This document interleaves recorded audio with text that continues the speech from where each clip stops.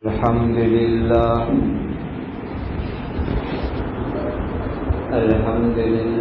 الذي هدانا للإسلام أشهد أن لا إله إلا الله وحده لا شريك له وأشهد أن سيدنا وشفيعنا ومولانا محمدا عبده ورسوله صلوات الله تبارك وتعالى عليه وعلى آله وأصحابه وذرياته وأهل بيته وأهل طاعته وبارك وسلم تسليما كثيرا. أما بعد فأعوذ بالله من الشيطان الرجيم. بسم الله الرحمن الرحيم. قل هل يستوي الذين يعلمون والذين لا يعلمون. صدق الله مولانا العظيم.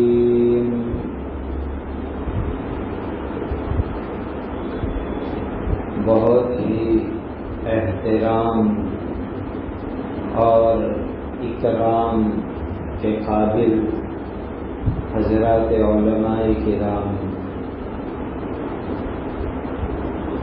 جمعہ کا دن، لیکن آپ حضرات بڑی قربانی دے کر یہاں جمع ہو گئے. اللہ سبحانہ و تعالی اس قربانی کو، اس حاضری کو بے انتہا قبول کرنا، اور اللہ سبحانہ و تعالی ہماری اس مل جل کر کے بیٹھنے کو اپنی رضا، اپنی خوشنودی کا ذریعہ بنائے. پہلی بات آپ کی خدمت میں یہ عرض کرنی ہے کہ اللہ تعالی نے علم ہمیں عطا فرمایا. اپنے دین کا صحیح علم اللہ نے ہم کو دیا. اللہ تعالی سے دعا یہ کرنی ہے، کوشش یہ کرنی ہے کہ موت تک اللہ ہمیں قرآن اور علم کی خدمت میں لگا کے رکھے. یہ چیز اللہ سے باقاعدہ دعاؤں میں مانگو کہ اللہ تعالی موت تک قرآن اور علم دین کی خدمت کے لیے ہمیں قبول فرمائے. قرآن کی ایک آیت سے بہت ڈر لگتا ہے، اس لیے کہ اللہ تعالی تو غنی ہے، بے نیاز ہے. قرآن میں ایک جگہ فرمایا وَإِن تَتَوَلَّوْا يَسْتَبْدِلْ قَوْمًا غَيْرَكُمْ ثُمَّ لَا يَكُونُوا أَمْثَالَكُمْ. اگر تم ہمارے دین سے منہ پھراؤ گے، ہم دوسروں کو لا کر تمہاری جگہ کھڑا کر دیں گے، اور وہ پھر تمہاری طرح غافل اور کوتاہی کرنے والے نہیں ہوں گے. اللہ تعالی کسی سے بھی اپنے دین کا کام لے سکتے ہیں. ہم جیسے فقیروں کو انہوں نے چن لیا، یہ ان کا احسان ہے ہمارے اوپر. حدیث شریف میں آتا ہے قیامت کے دن باقاعدہ اعلان ہوگا کہ اللہ کے اہل کہاں ہیں. جیسے ہم اردو میں بولتے ہیں ہیلو عیال خیریت سے ہیں، تو اہل کا مطلب ہے گھر والے، فیملی ممبر. تو باقاعدہ اعلان ہوگا اللہ کے اہل کہاں ہیں. پوچھا گیا کہ کون ہے اللہ کے اہل، اللہ کی فیملی والے، اللہ کے گھر کے افراد کون ہیں؟ تو حدیث میں آگے ارشاد فرمایا ہم اہل القرآن، جو قرآن مجید سے دنیا میں تعلق رکھتے تھے، قرآن مجید پڑھنا اور پڑھانا جن کی زندگی کا مشغلہ تھا، ہم اہل اللہ، وہ ہے اللہ کے گھر والے، اللہ کی فیملی والے، وخاصۃ، اور اللہ تعالیٰ کے خصوصی بندے یہی لوگ ہیں۔ بس ہمیں دعا اور کوشش یہ کرنی ہے کہ قیامت کے دن اہل اللہ، اہل القرآن وخاصۃ والی جماعت کے اندر ہمارا شمار ہو جائے۔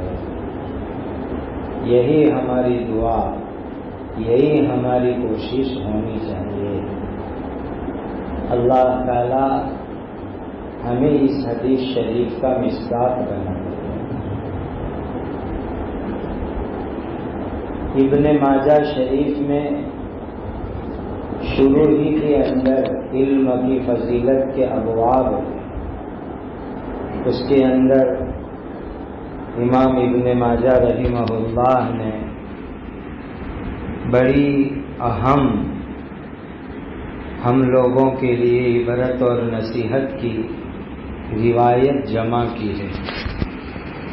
اس میں سے ایک حدیث میں پہلے آپ کو سناتا ہوں۔ سیدنا حضرت ابو ہریرہ رضی اللہ تعالی عنہ سے روایت ہے،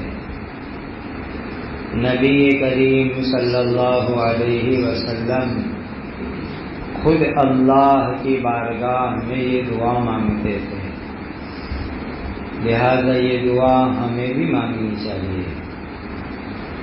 یہ الانتفاع بالعلم والعمل بھی ابن ماجہ شریف میں ایک باب ہے۔ عن ابی ہریرہ رضی اللہ تعالی عنہ قال كان رسول الله صلى الله عليه وسلم يقول اللهم انفعني بما علمتني وعلمني ما ينفعني وزدني علما والحمد لله على كل حال۔ یہ بڑی زبردست دعا ہے نبی کریم صلی اللہ علیہ وسلم کی، وہ ہم میں سے ہر ایک کو مانگنے کا اہتمام کرنا چاہیے۔ اللہم انفعنی بما علمتنی، اے اللہ جو علم آپ نے ہمیں عطا فرمایا اس سے مجھے فائدہ پہنچا۔ یہ بہت بڑی سوچنے کی چیز ہے۔ ہمارے علم سے دوسرے فائدہ اٹھاوے بہت اچھی بات ہے، لیکن ہمارے علم سے ہم خود فائدہ اٹھائیں، یہ بڑی بات ہے۔ اللہم انفعنی بما علمتنی، اے اللہ جو علم آپ نے ہمیں عطا فرمایا اس سے ہمیں بھی فائدہ پہنچاؤ۔ دعا کا دوسرا جز ہے وعلمنی ما ینفعنی، ایسا علم مجھے عطا فرماؤ جو مجھے نفع دے، مجھے فائدہ پہنچاوے، یعنی آخرت کا فائدہ پہنچاوے۔ وزدنی علما، اے اللہ میرے علم کو زیادہ کیجیے۔ اور آگے ہیں والحمد للہ علی کل حال، ہر حال میں اللہ کا شکر ہے۔ شاید علم کی دعا اور والحمد للہ علی کل حال میں بہت بڑا جوڑ ہے کہ یہ ہماری لائن ایسی لائن ہے کہ اس میں دنیاوی اعتبار سے فقر، تنگی کے حالات اور دوسرے مختلف حالات اس علمی راستے سے لگے ہوئے ہیں۔ اسی لیے اس دعا کا آخری جملہ ہے والحمد للہ علی کل حال، کہ فقر ہو، تنگی کے حالات ہو، الجھنیں ہو، لیکن والحمدللہ علی کل حال، بڑی بات ہے۔ آج جمعہ تھی تو آپ نے فجر میں پڑھایا ہوگا مسنون قرات میں، وَجَعَلْنَا مِنْهُمْ أَئِمَّةً يَهْدُونَ بِأَمْرِنَا لَمَّا صَبَرُوا، کہ قوم کی امامت اور پیشوائیت کا مقام کب ملتا ہے؟ لما صبر، صبر کے حالات کے اوپر اللہ یہ مقام عطا فرماتے ہیں۔ تو اس راستے میں مختلف عنوان سے صبر لگا ہوا ہے، مختلف عنوان سے۔ وہ اکبر الہ آبادی نے ایک شعر کی تضمین کی ہے، میں اہل علم کو سنایا کرتا ہوں، وہ ہے نا کریمہ میں بخشائے برحال ماں کہ ہستم اسیرے کمندے ہوا، تو اکبر الہ آبادی نے اس پر تضمین کی تھی، کریمہ بے بخشائے برحال بندہ کہ ہستم اسیر کمیٹی و چندہ، اکبر نے تضمین کی تھی۔ تو متولیان، کمیٹیان، ٹرسٹیان، ایک لمحہ صبر وہ ہوتے ہیں، ان کی طرف سے جو حملے ہوتے ہیں وہ لمحہ صبر ہے وہ بھی، اور اہل علم کے ساتھ فقر کے حالات لگے رہتے ہیں، یہ بھی لمحہ صبر ہے۔ تو بہرحال سمجھ میں یہ آتا ہے کہ ابن ماجہ شریف کی اس روایت میں دعا کا جو آخری جملہ ہے والحمدللہ علی کل حال، یہ بڑا زبردست مضمون ہے کہ ہم کو دنیاوی اعتبار سے جس حال میں بھی رہے اللہ کا شکر ادا کر کے دین کا کام کرتے رہنا ہے، لگے رہنا ہے، اسی میں ہماری بھلائی اور عزت ہے۔ قرآن کی دوسری آیت میں فرمایا وَلَٰكِن كُونُوا رَبَّانِيِّينَ بِمَا كُنتُمْ تُعَلِّمُونَ الْكِتَابَ وَبِمَا كُنتُمْ تَدْرُسُونَ، تم ربانی بن جاؤ، رب کی طرف نسبت کرتے ہوئے ربانی، ہمارے یہاں کہتے ہیں نا اللہ والے، اللہ والے، تو یہی اصطلاح ہے ربانی، رب والے۔ تو کہا ربانی کیسے بنو گے؟ بما کنتم تعلمون الکتاب وبما کنتم تدرسون، قرآن کی تعلیم تدریس کی برکت سے تم ربانی بن جاؤ، یہ بہت اونچی چیز ہے۔ تو ایک درخواست تو آپ کو یہ ہے کہ یہ دعا روزانہ پڑھنے کا معمول بناؤ، اللہم انفعنی بما علمتنی وعلمنی ما ینفعنی وزدنی علما والحمدللہ علی کل حال، یہ دعا مانگنی چاہیے روزانہ۔ اسی باب میں ایک دوسری حدیث ہے، وہ بھی میں آپ کو خاص طور پر سنانا چاہتا ہوں۔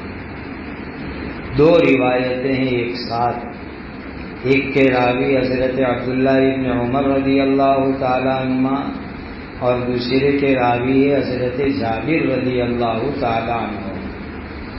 دونوں روایت میں الفاظ میں تھوڑا سا فرق ہے، لیکن مضمون قریب قریب ایک ہے۔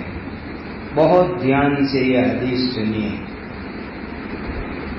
حدیث شریف میں نبی کریم صلی اللہ علیہ وسلم نے فرمایا کہ جو آدمی علم اس لیے حاصل کرتا ہے تاکہ بے وقوف لوگوں سے، یعنی عوام سے، نادانوں سے، بے وقوفوں سے بحث و مباحثہ کرے، جو آدمی علم اس لیے حاصل کرے تاکہ عوام سے، بے وقوفوں سے بحث و مباحثے کریں۔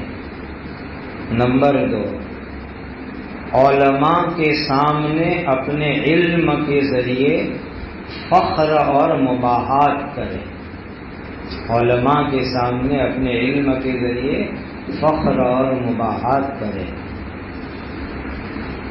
علم اس لیے حاصل کرے کہ مجلس کے اندر اس کو ایک امتیازی مقام ملے، مجلس میں، جلسے میں، محفل میں اس کو امتیازی جگہ اور مقام ملے۔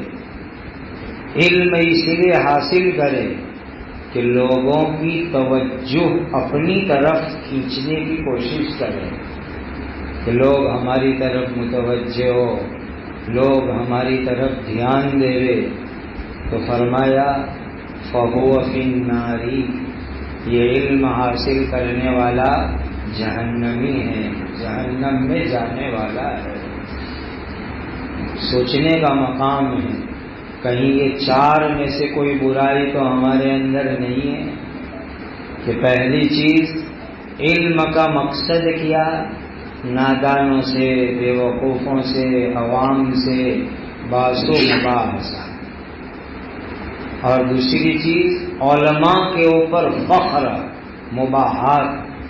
آج سوشل میڈیا کے اوپر کوئی ایک بات کوئی چھیڑ دے گا تو ہم اس کے اوپر اپنی رائے لگانا شروع کر دیں گے، میری رائے یہ ہے، میری یہ رائے ہے، میرا یہ تبصرہ ہے، پھر رائے پہ رائے، پھر رائے پہ رائے پہ رائے، تردید ایک دوسرے کی، پھر یہ تردید اللہ نہ کرے آگے بڑھ کر کے کہیں ایک دوسرے کی تذلیل اور توہین تک پہنچ جائے کہ علماء آپس میں ایک دوسرے کی تذلیل کرے، توہین کرے۔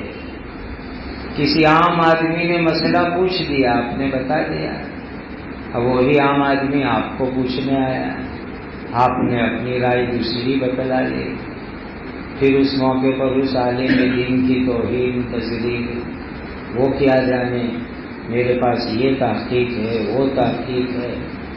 یہ روبرو بھی ہو رہا ہے اور سوشل میڈیا کے پلیٹ فارم کے اوپر بھی ہو رہا ہے۔ کسی نے ایک رائے رکھ دی، ایک بات رکھ دی، تو اس کے اوپر ہمارے پاس کوئی علمی سند ہے، دلیل ہے، نہیں ہے، فوراً اس کے اوپر بحث و مباحثہ، کامنٹ، تبصرے میں لگ جاتے ہیں۔ بڑی خطرناک چیز۔ تو پہلی چیز علم کا مقصد عوام، بیوقوف، نادان لوگوں سے بحث و مباحثہ۔ دوسری چیز علم کا مقصد علماء کے اوپر فخر و مباحات کرنا۔ اور تیسری چیز مجلسوں میں، محفلوں میں، جلسوں میں مجھے کوئی امتیازی مقام مل جائے۔ آج ہر ایک آدمی صدارت کی لالچ کے چکر میں پھنسا ہوا۔ ایک مولوی صاحب مجھے کہنے لگے کہ مولوی کی معراج دو چیزوں میں ہے، وہ تنزن کہہ رہے ہیں، دو چیزیں مولوی کی معراج ہے، یا تو شیخ الحدیث بن جاوے یا معتمین بن جاوے۔ یہ مولوی اپنی معراج سمجھتے ہیں۔ میں نے کہا آپ نے غلطی کی، ایک تیسری معراج بھی ہے کہ میں کسی بھی شعبے کا صدر بن جاؤں، چاہے مکتب کا صدر بن جاؤں، دارالفتہ کا صدر بن جاؤں، کسی چیز کا بھی صدر بن جاؤں۔ یہ تین چیزیں مولوی لوگ آج اپنی معراج سمجھتے ہیں۔ حالانکہ اسی باب کے بعد امام ابن ماجہ نے آگے دوسرا باب قائم کیا ہے، اس کے اندر یہ روایت ہے کہ نبی کریم صلی اللہ علیہ وسلم مستقل باب قائم کیا امام ابن ماجہ نے۔ اپنے پیچھے کوئی چلے وہ بھی اللہ کے نبی صلی اللہ علیہ وسلم کو پسند نہیں تھا کہ کوئی حضور کے پیچھے چلے۔ جہاں بقی قبرستان ہے مدینہ منورہ میں، وہاں نبی کریم صلی اللہ علیہ وسلم چل رہے تھے، حضور کو پتہ نہیں تھا کہ میرے پیچھے کوئی چل رہا ہے، بس آواز سنی چلنے کی، فوراً حضور متوجہ ہوئے، ان لوگوں کو آگے چلایا، اور اس کے بعد نبی کریم صلی اللہ علیہ وسلم چلے تاکہ تواضع ہو اپنے اندر، تواضع ہو اپنے اندر۔ اس لیے یہ بیماری اپنے اندر سے ہمیں دور کرنے کی ضرورت ہے۔ میں شیخ الحدیث بن جاؤں، معتمین بن جاؤں، کسی شعبے کا صدر بن جاؤں، یہ بڑا خطرناک مرض ہے جس کی علاج کی ہمیں بہت سخت ضرورت ہے اس زمانے کے اندر۔ آپ ہی نے پڑھا ہے بخاری شریف کے اندر کتاب المغازی میں کہ بڑے پن کا جو مزاج ہے یہ موت تک آدمی کا پیچھا نہیں چھوڑتا ہے۔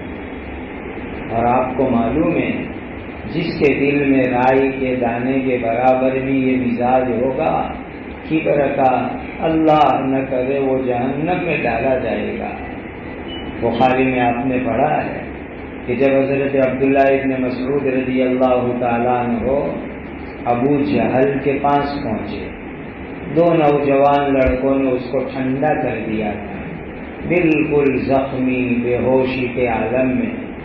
اور حضرت عبداللہ ابن مسعود جب قریب پہنچے غزوہ بدر کے موقع پر تو اس نے آنکھ کھولی اور آنکھ کھول کر کے حضرت عبداللہ ابن مسعود سے بات کی، تو جو جملے وہاں راوی حدیث نے نقل کیے وہ تکبر سے بھرے ہوئے جملے۔ ایک جملہ اس نے یہ کہا، اے جنگلی چرواہے کی اولاد تو بہت اونچی جگہ پر بیٹھ گیا۔ یہ ابو جہل کے آخری الفاظ، بہت اونچی جگہ بیٹھ گیا۔ حالانکہ وہ زمین پہ پڑا ہوا تھا، اس کے سینے پر یہ بیٹھ کے گردن کاٹنے کے لیے۔ تو کیا کہنے لگا، مرتے مرتے حضرت عبداللہ ابن مسعود کی توہین کر رہا ہے اور خود کو بڑا بتلا رہا ہے مرتے مرتے بھی، کہ تو بہت اونچی جگہ کے اوپر بیٹھ گیا میرے سینے کے اوپر۔ پھر اس نے کہا کہ جو تو گردن کاٹے میری اب تو کاٹنے ہی والا ہے تو ذرا نیچے سے کاٹے، اس لیے کہ یہاں بہت سے لوگوں کی گردن پڑی ہوئی ہے، 70 لوگ مکہ کے قتل ہوئے تھے۔ تو کہا میری گردن تم نیچے سے کاٹو گے تو ساری گردنوں میں میری گردن اونچی معلوم ہو اور لوگوں کو پتہ چلے گا کسی رئیس اور لیڈر کا یہ سر ہے، اس لیے ذرا نیچے سے میری گردن کاٹے گا۔ یہ ہے فخر، تکبر، بڑائی کا مزاج جو مرتے مرتے بھی زندگی سے دماغ سے نکلتا نہیں ہے۔ اس کے لیے تو کسی اللہ والے سے بیعت ہو کر کے لمبے زمانے تک ان کی صحبت میں رہ کر ہم اپنی اصلاح کرائیں، تب جا کر کے یہ مرض نکلتا ہے۔ قال راب گزار مرد حال شو، پیش مرد کامل پامال شو۔ کسی اللہ والے کی جوتیوں میں بیٹھ کر اپنی اصلاح کرائیں گے تو یہ مرض ہمارا نکلے گا۔ تو تیسری چیز ہو گئی بڑا اونچا مقام مل جائے کسی مجلس کے اندر، اور چوتھی چیز لوگوں کو اپنی طرف متوجہ کرانے کے لیے کہ لوگ میری طرف متوجہ ہو جائے۔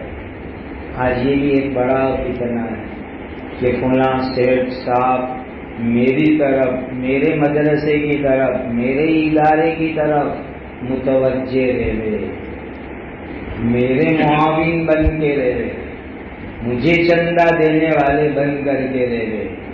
یہ بیماری آج ہمارے طبقے میں بہت عام ہے۔ موقع ملے گا تو ہم دوسرے عالم کی، دوسرے معتمم کی، دوسرے مدرسے کی اتنی برائی کریں گے، اتنی برائی کریں گے ان کے سامنے تاکہ اس کے دل میں اس کی نفرت بیٹھ جائے اور وہاں کا چندہ بند ہو جائے اور میرا چندہ چالو رہے۔ لوگوں کی توجہ اپنی طرف کھینچنا، یہ مقصد۔ اللہ اکبر۔ ہمارے حضرت مفتی احمد صاحب دامت برکاتہم فرماتے ہیں اگر تم نے کسی کی بھی برائی کسی کے سامنے کی اور مقصد یہ ہے اس کا کہ اس آدمی کی تذلیل کر کے اس کی عزت سامنے والے کے دل سے تم نکال دو اور اپنی عزت اس کے دل میں جماؤ، اگر اس نیت سے کسی کی برائی کی آپ نے کہ بھئی ایک عالم کی برائی ایک سیٹ کے سامنے کر رہے ہیں اور مقصد یہ ہے کہ اس کی عزت اس سیٹ صاحب کے دل سے نکال دو اور اپنی عزت ان کے دل میں بٹھا دو، تو اگر اس نیت سے برائی کی تو بہت جلدی وہ موقع آئے گا کہ آپ کی عزت بھی اس کے دل سے اللہ ختم کر دیں گے اور آپ کو بھی اس کے دل کے اندر ذلیل اور رسوا کر کے بٹھائیں گے۔ اسی لیے یہ مت سمجھو کہ ہم کسی کی تذلیل توہین کر کے اپنی عزت کما رہے ہیں، نہیں، ہم اپنی عزت بھی پامال کر رہے ہیں، بہت جلدی وہ موقع آئے گا۔ تو یہ ابن ماجہ شریف کی روایت ہم لوگوں کے لیے بہت بڑی نصیحت، بہت بڑا سبق ہے۔ نبی کریم صلی اللہ علیہ وسلم نے فرمایا اس 4 مقصد کے لیے اگر تم نے علم حاصل کیا تو یاد رکھو جہنم ہے، جہنم ہے۔ اللہ تعالیٰ ان 4 مقصد سے علم میں لگنے سے ہماری حفاظت فرما ہے۔ یہ بڑے خطرناک مقاصد ہے جس سے ہمیں بچنے کی ضرورت ہے۔ ہمارا علم آخرت کے واسطے، جنت کمانے کے واسطے، اللہ کو راضی کرنے کے واسطے، اس کے لیے ہمارا یہ سلسلہ ہے۔ آپس میں اہل علم اپنا اکرام اور احترام بہت ضروری ہے۔ میں ایک بات سوچتا ہوں کبھی کبھی، اور ہمارے یہاں جو ہمارے مکاتب کے مدرسین آتے ہیں ان سے بھی میں عرض کیا کرتا ہوں، اور سبق میں روایت آتی ہے تو طلبہ عزیز کو بھی کہتا ہوں کہ علم کے فضائل کی جتنی آیتیں اور احادیث ہیں جو ہم بیان کرتے ہیں، آیات احادیث علم کے فضائل کے، کیا کسی بھی روایت کے اندر یا آیت میں ایسی قید ہے کہ بھئی یہ فضائل اور اکرام اہل علم کا یہ صرف عوام کرے، کہ صرف عوام اہل علم کا اکرام کرے، صرف عوام اہل علم کی عزت کرے؟ ایسا کسی بھی روایت یا کسی حدیث میں ہے؟ ہماری نظر سے تو کم سے کم نہیں گزرا۔ جتنی بھی آیات اور احادیث ہے اس میں مطلق اہل علم کی تعظیم، توقیر، احترام، اکرام کرنے کا حکم دیا گیا ہے۔ اب یہ اہل علم کی تعظیم، تکریم علماء کو بھی کرنی ہے اور عوام کو بھی کرنی ہے۔ یہ نہیں کہ ایک عالم دوسرے عالم کی توہین بھی کرے اور عوام سے امید رکھے کہ وہ ہمارا اکرام کرے، یہ بہت بڑی ہماری غلط فہمی ہے۔ جتنی بھی اکرام کی احادیث اور آیات ہے اس کا حاصل اور خلاصہ جو بھی علم والا ہے اس کا اکرام کرے، عالم بھی اکرام کرے اور غیر عالم بھی عالم کا اکرام کرے۔ آج یہ بہت بڑی ہمارے اندر کمی ہے کہ ہم دوسرے اہل علم کا اکرام نہیں کرتے، توہین کرتے ہیں، بدنام کرنے کے لیے کوئی موقع ہاتھ سے نہیں جانے دیتے، کوئی موقع ہاتھ سے نہیں جانے دیتے۔ یہ چیز اللہ کو پسند نہیں ہے، یہ چیز اللہ کو پسند نہیں ہے، یہ چیز اللہ کو پسند نہیں ہے۔ بس اللہ کو راضی کرنے کے لیے دین کا کام ہے۔ اور دیکھیے اس وقت مکاتب کا کام یہ امت کے ایمان اور دین کو بچانے کا سب سے بہترین، سب سے مضبوط، سب سے یقینی ذریعہ ہے۔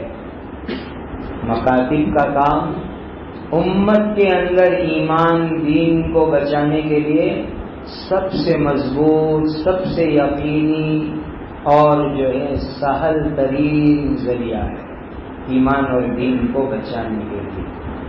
اس لیے مکاتب کے کام کو ہرگز معمولی مت سمجھو، بہت اونچا کام ہے، بہت اونچا کام ہے، بہت اونچا کام ہے۔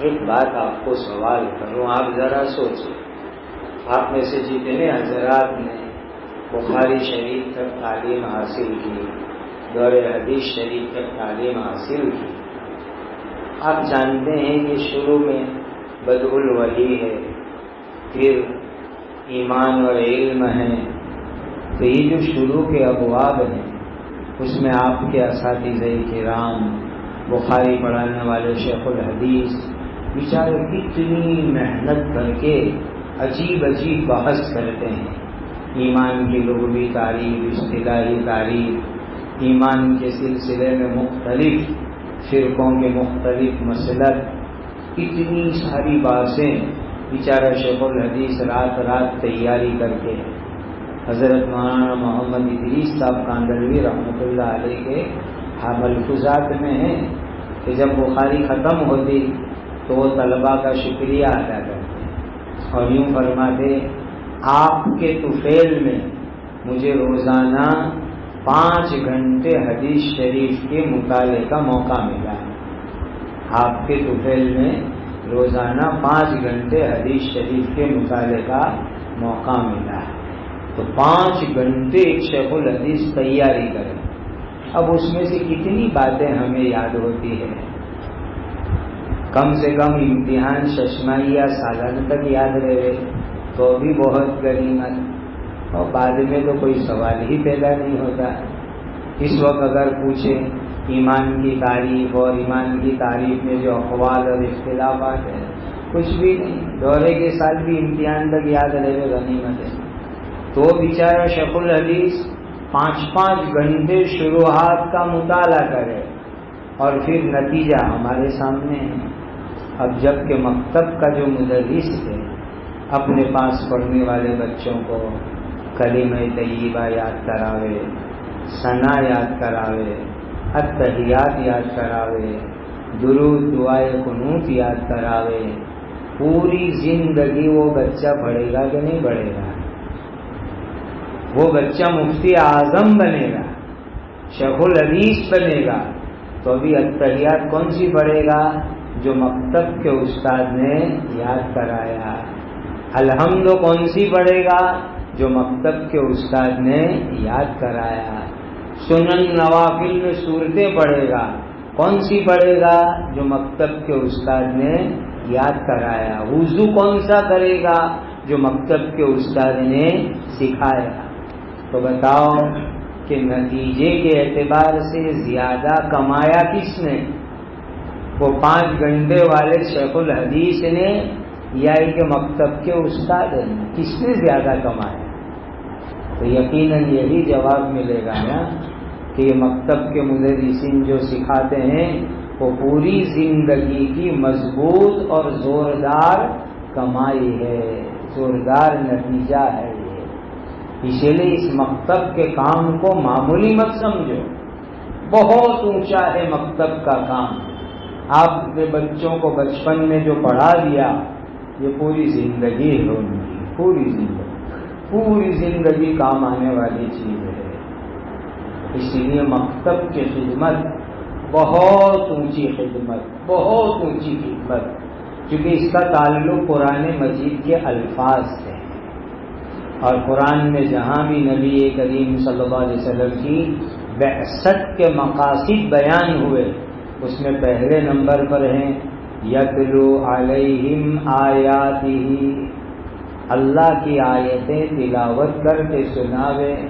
یہ مقصد تو مکتب میں پورا ہوتا ہے، بہت عظیم کام ہے مکتب کا۔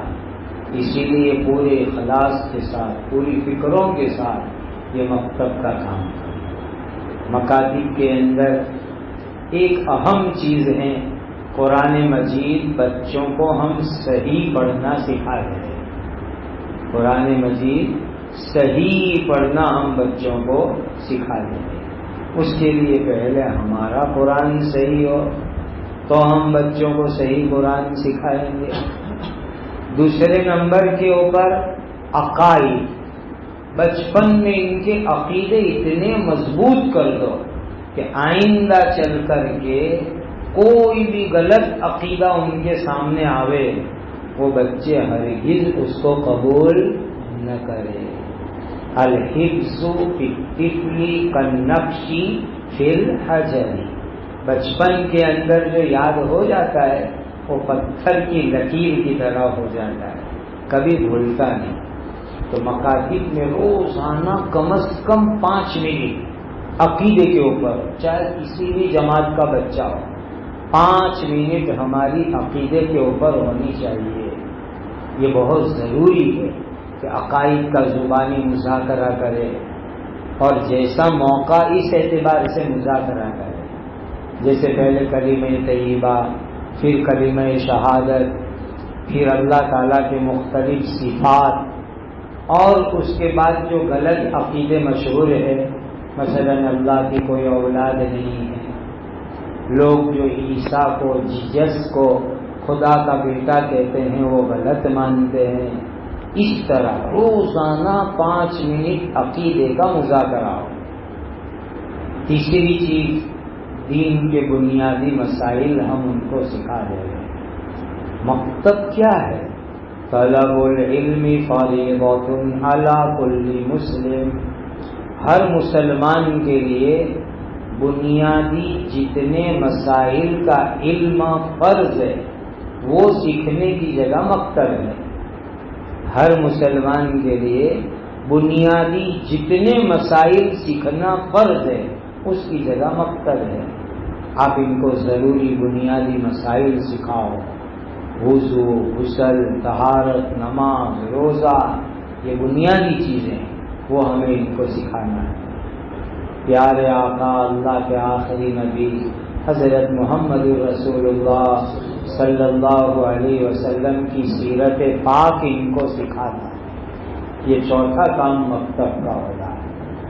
5ویں نمبر پر صحابہ، صحابیات کی سیرت مبارکہ ان کو سکھانا ہے۔ 6 نمبر کے اوپر پاکیزہ اخلاق ہمیں بچے کو سکھانا ہے۔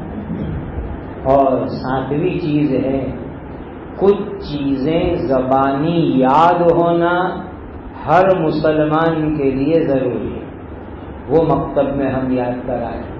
مثلا یہ کہ کلمے ہیں، الگ الگ اوقات کی دعائیں ہیں۔ جب ہم مکتب کا نصاب بنانے کے لیے محنت کر کے بیٹھے تو ایک مسلمان کو روزانہ کتنی دعا کی ضرورت لازماً پڑتی ہے، ہر مسلمان کو عموماً تو 57 یا 56 دعائیں ایسی نکلی کہ جس کی ہر مومن کو روزانہ ضرورت پڑتی ہے۔ صبح اٹھنے سے لے کر رات سوتے وقت کی، استنجے کی، کھانے کی، پینے کی، سورج نکلے، دن نکلے، اس طرح 56-57 دعائیں۔ یہ تو ہر بچے کو اور ہم کو، ہر ایک کو یاد ہونا ہی ہونا چاہیے۔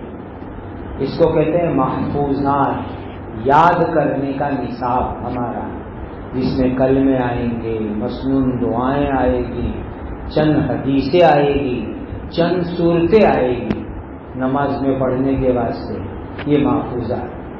تو صحیح قرآن، عقائد، عبادات، سیرت مبارکہ، سیرت صحابہ صحابیات، اخلاقیات اور کچھ زبانی یاد کرنے کی چیزیں، اتنی چیزیں ہمیں اپنے مکتب میں اپنے بچوں کو پڑھانی ہیں، تو جا کر کے مکتب کا جو اصل مقصد ہے وہ مقصد ہمارا انشاءاللہ پورا ہوگا۔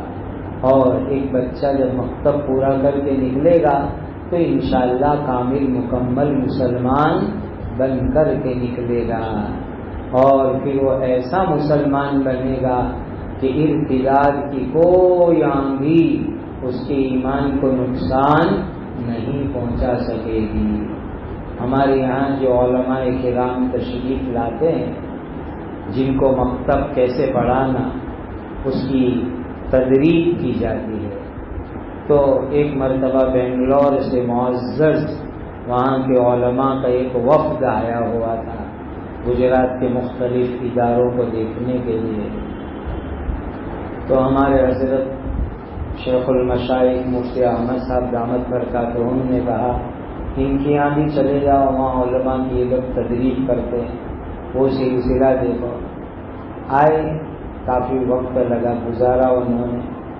اخیر میں جب وہ رات کو روانہ ہو رہے تھے تو میں نے ان سے ایک سوال کیا کہ حضرات علماء، میں آپ کو ایک بات پوچھنا چاہتا ہوں طالب علمانہ، کہ اس وقت کے اوپر جو نئی تعلیمی ایجوکیشن پالیسی آ رہی ہے اسکول کے اندر، نیا جو سلیبس کورس آ رہا ہے، تو اس کے لیے تو آپ لوگوں نے بڑی بڑی کانفرنسیں کی، ملک کے تعلیم کے ماہرین کو جمع کیا، بڑے بڑے لوگوں کے ساتھ مذاکرے کیے، سیمینار کیے، تو ان سب کا کیا نتیجہ نکلا کہ بھئی یہ جو جدید فتنے آ رہے ہیں تعلیم کے عنوان سے، نئی ایجوکیشن پالیسی، تو ان سب کے لیے ہمارے پاس کیا علاج ہے؟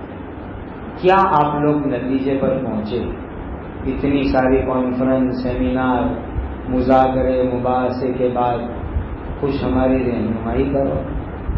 تو علماء کرام کہنے لگے ساری کوششیں کر لی، اخیر میں اس نتیجے کے اوپر پہنچے کہ صحیح مکتب کے سوا اس کا کوئی علاج نہیں ہے، صحیح مکتب کی تعلیم کے سوا اس کا کوئی علاج نہیں ہے کہ بچوں کو مکتب کے اندر ایسی زوردار صحیح تعلیم مل جاوے کہ وہ سچا پکا ایسا مسلمان بن جاوے کہ باہر کا کوئی گندا ماحول، گندا فتنہ اس کی زندگی کو نقصان نہ پہنچا سکے، ایمان کو نقصان نہ پہنچا سکے، ایسی مضبوط مکتب کی تعلیم ہو جائے۔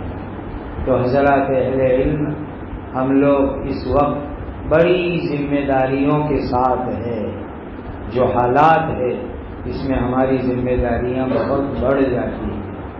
آپ زمینی سطح پر کام کریں، عوام سے ربط رہتا ہے، عوام سے مربوط رہو، امت کے جوانوں سے مربوط رہو، ان کے ذہنی سوالات جو ہوتے ہیں وہ ان کو آپ حل کرنے کی کوشش کرو، جو اشکالات ان کے ذہن میں آتے ہیں سوشل میڈیا کی نحوست سے، اور جو کورس وہ لوگ پڑھتے ہیں اس کی نحوست سے، اخبار اور نیوز چینلوں کی نحوست سے، جو اشکال، جو اعتراضات اسلام کے متعلق ان کے ذہن میں پیدا ہوتے ہیں، آپ امت کے لوگوں اور جوانوں کا اس کو حل بتاؤ کہ بھئی یہ اشکال کا یہ جواب ہے، یہ حل ہے، اطمینان سے بیٹھ کے سمجھاؤ، یہ بہت ضروری ہے۔ کسی ایک آدمی کا ایمان بچ گیا تو ہم ہی یہ حدیث بیان کرتے ہیں کہ جب قموس خیبر کا ایک قلعہ تھا وہ فتح نہیں ہو رہا تھا، تب نبی کریم صلی اللہ علیہ وسلم نے حضرت علی کے ہاتھ میں جھنڈا دیتے ہوئے فرمایا تھا، علی تمہارے ذریعے ایک انسان کا ایمان بچ جاوے تو تمہارے لیے لال اونٹوں سے بہتر ہوگا، دنیا اور ما فیہا کی نعمت سے بہت بڑھ کر کے ہوگا۔ لہذا ہم امت کے ایمان کو بچانے کی فکر کریں، اپنی صلاحیتیں دین کے کام میں لگاؤ، ذہنی صلاحیت، زبانی صلاحیت، قلم اور لکھنے کی صلاحیت، جو صلاحیت بھی اللہ نے دی ہے وہ اللہ کے دین کے خاطر لگاؤ۔ اس کو آپسی جھگڑے، آپسی باس و مباحثے، آپسی فتن اس کے پیچھے لگنے سے اپنے آپ کو بچاؤ۔ یہ خسیرت دنیا والآخرہ، دنیا کا بھی نقصان ہے اس کے اندر اور آخرت کا بھی نقصان ہے۔ بس ایک چھوٹا سا واقعہ سنا دیتا ہوں، بات مکمل کرتا ہوں۔ ہمارے سلسلے کے بہت بڑے بزرگ حضرت قطب عالم میاں جی نور محمد جنجانوی رحمۃ اللہ علیہ بہت بڑے امام الاولیاء گزرے ہیں۔ ہمارے جو سارے اکابر ہیں، مولانا رشید احمد گنگوہی، مولانا محمد قاسم صاحب نانوتوی، ان کے پیر ہوتے ہیں حضرت حاجی امداد اللہ صاحب، اور ان کے پیر ہوتے ہیں حضرت قطب عالم میاں جی نور محمد جنجانوی رحمۃ اللہ تعالی علیہ۔ میں نے ایک جگہ کے اوپر پڑھا کہ اگر بھارت کی سیاسی راجدھانی دہلی ہے تو پورے ملک کی روحانی راجدھانی جھنجھانا میں حضرت میاں جی کی قبر مبارک ہے. اتنے اونچے درجے کے اولیاء میں سے گزرے ہیں. وہاں جلال آباد کے بازو میں لوہاری ہے, وہاں تقریباً 37 سال حضرت نے مکتب پڑھایا اور ایک کونے میں بیٹھ کے اللہ کا ذکر کیا کرتے تھے. آج تقریباً 150 سے زیادہ سال ہو گئے, لیکن جس کونے میں بیٹھ کر حضرت میاں جی اللہ کا ذکر کرتے تھے اس کونے میں آج بھی خوشبو موجود ہے, آج بھی موجود ہے. اتنا اونچا مقام تھا حضرت قطب عالم میاں جی نور محمد جھنجھانوی رحمۃ اللہ علیہ کا.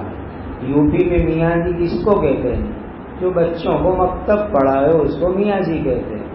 باقاعدہ کوئی سندی عالم نہیں تھے, مکتب پڑھانے میں پوری زندگی گزار دی. اتنا زیادہ اللہ کا ذکر کرتے تھے کہ مشائخ چشت میں حضرت شیخ زکریا صاحب رحمۃ اللہ علیہ نے ہمارے حضرت مفتی محمود صاحب کے حوالے سے نقل کیا ہے کہ حضرت میاں جی مارکیٹ میں جاتے تھے, گھر والے سودا لینے کے لیے بیچتے تھے, تو جا کر کے وہ سبزی والے کو لسٹ دے دیا, راشن والوں کو دے دیا اتنا اتنا چاہیے, اور جب وہ سامان تیار کر کے حضرت کے جھولے میں رکھ دے تو حضرت پیسوں کی تھیلی ان کے سامنے رکھ دیتے تھے کہ جتنا ہو اتنا لے لو, یعنی جتنا بل ہوا ہو لے لو. کبھی بھی آپ نہ بھاؤ پوچھتے تھے نہ بھاؤ کم کراتے تھے. کسی نے ایک مرتبہ پوچھ لیا کہ حضرت آپ تو کچھ بولتے ہی نہیں, تو فرمانے لگے بھائی جتنی دیر میں بھاؤ پوچھوں بھاؤ کم کرواؤں اتنی دیر میں اتنی مرتبہ سبحان اللہ پڑھ لیا کرتا ہوں, اور دنیا کے فائدے کے خاطر میں اپنی آخرت کا نقصان کرنا چاہتا نہیں. کس قدر یہ اللہ کے بندے اللہ کے ذکر میں مشغول رہتے تھے. حضرت کا حال یہ تھا کہ اپنے پاس مکتب میں پڑھنے آنے والے بچوں کو مکتب کے زمانے میں صاحب نسبت بنا دیا کرتے تھے. مکتب کے زمانے میں صاحب نسبت بنا دیا کرتے تھے. اتنی زیادہ حضرت کی پاورفل توجہ تھی اور زندگی مکتب پڑھانے میں گزاری. مکتب کے وہ استاد تھے حضرت میاں جی نور محمد جھنجھانوی رحمۃ اللہ علیہ. تو آدمی مکتب میں رہ کر بھی کتب ابدال امام الاولیاء بن سکتا ہے. کوئی یہ ضروری نہیں کہ اس کے لیے بخاری مسلم پڑھاوے تو ہی کتب ابدال ولی بن جائے.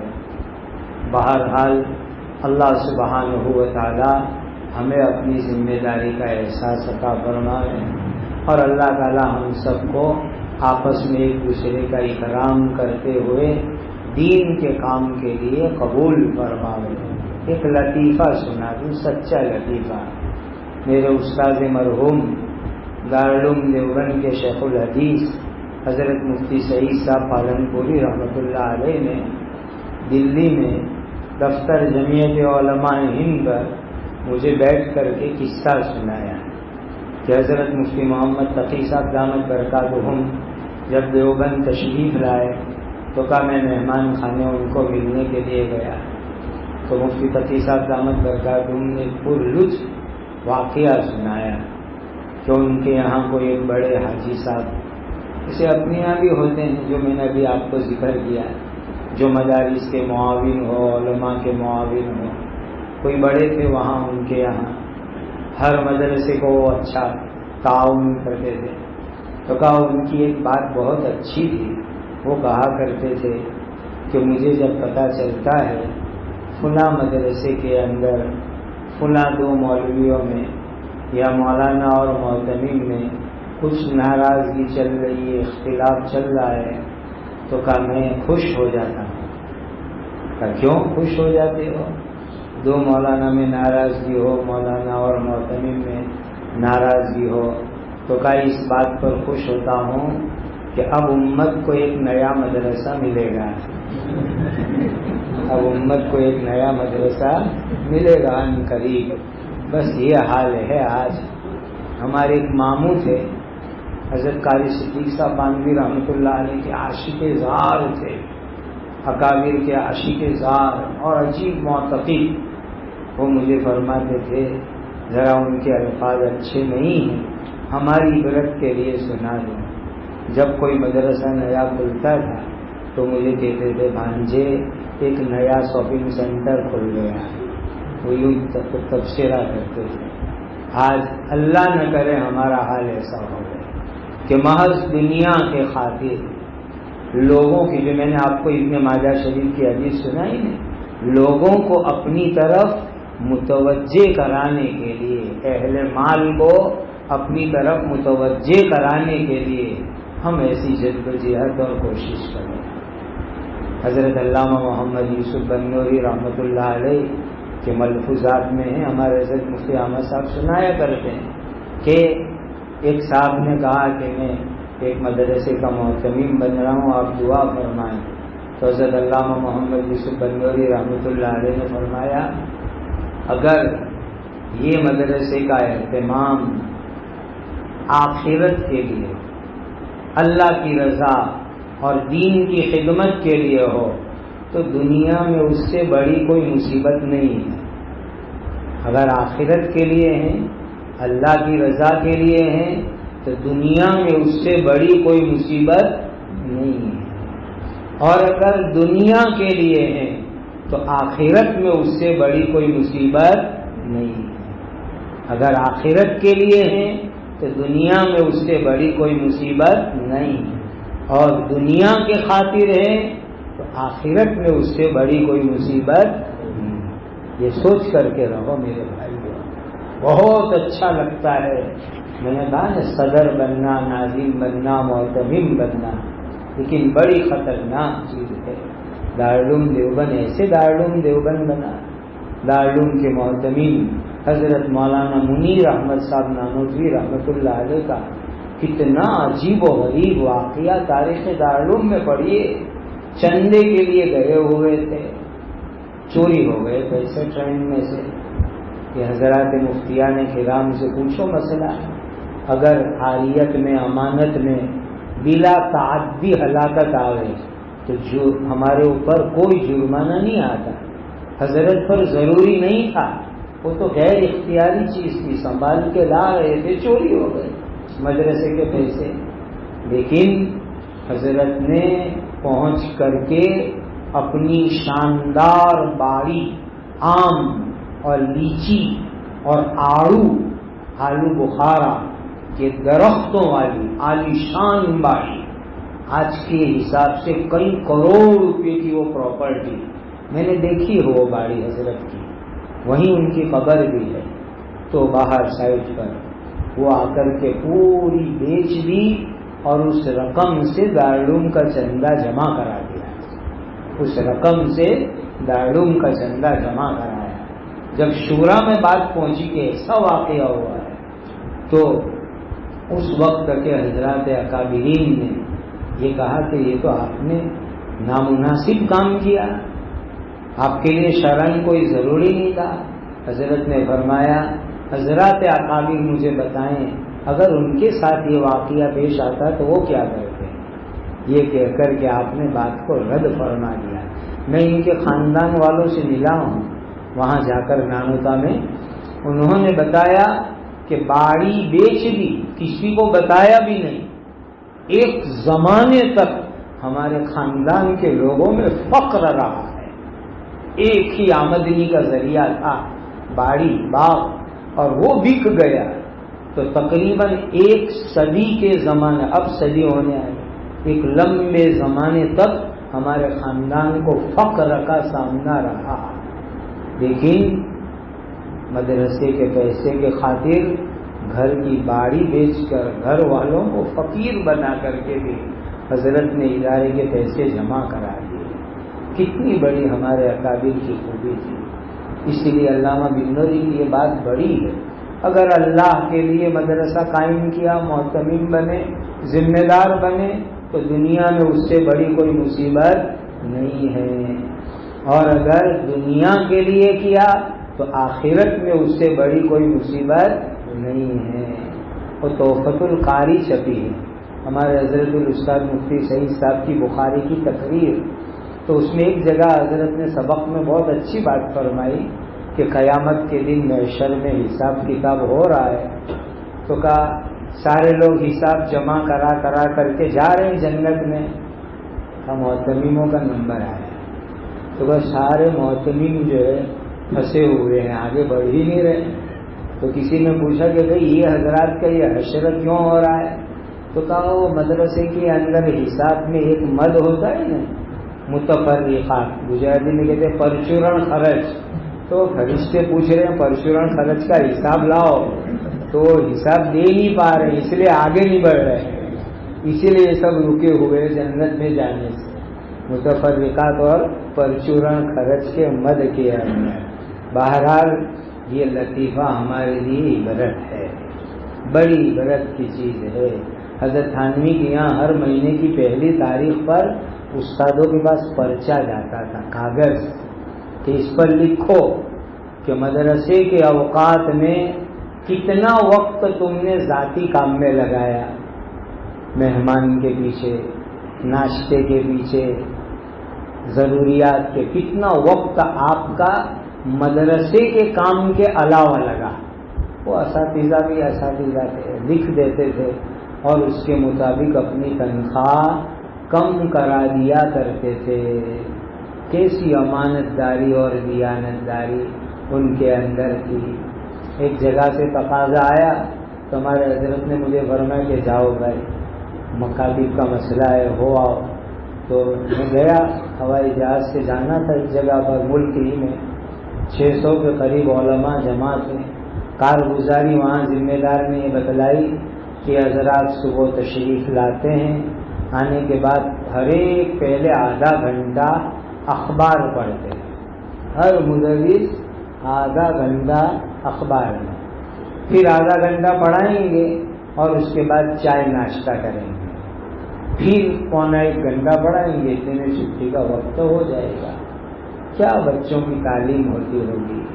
اور اس طرح ہمارے لیے وقت میں خیانت کر کے تنخواہ لینا کس طرح صحیح ہوگا، یہ جو ہے ویل للمطففین الذین اذا اکتالوا علی الناس یستوفون واذا کالوہم او وزنوہم یخسرون۔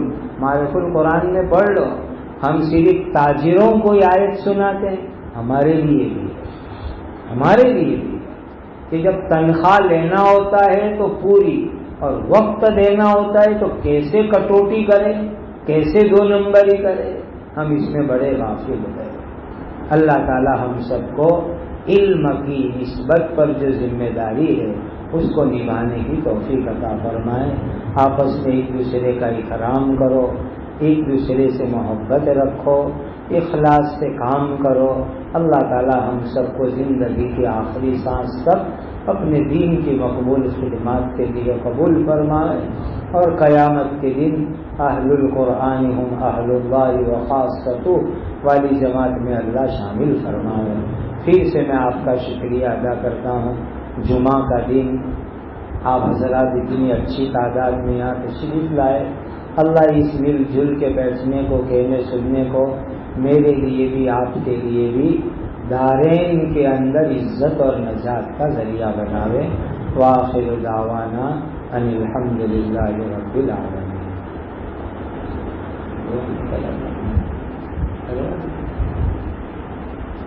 الحمد للہ رب العالمین والصلاة والسلام علی سیدنا محمد وعلی آلہ وصحبہ اجمعین۔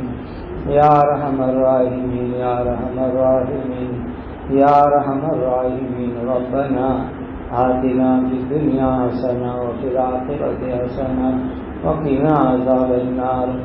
اے اللہ، آپ نے ہم کو علم عطا فرمایا، دین کے لیے قبول فرمایا۔